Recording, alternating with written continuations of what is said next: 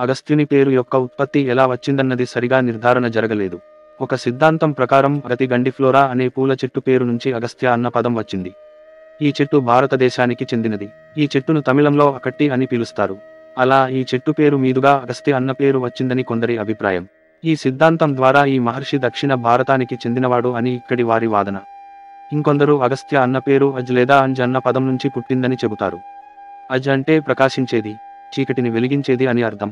దక్షిణ ఆసియాకు చెందిన ఆకాశంలో సిరియస్ అనే నక్షత్రం పక్కన ఉండే కనపస్ అనే నక్షత్రాన్ని భారతీయులు అగస్త్య తారగా పిలుస్తారు.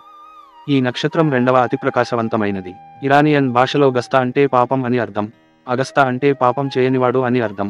అగా అంటే కదలనిది, పర్వతం అని అర్థం. గమ్ అంటే కదిలించేది అని అర్థం. ఈ రెండూ కలిసి అగస్త్య అంటే పర్వతాలను కదిలించగలిగేవాడు అని అర్థం వస్తుంది.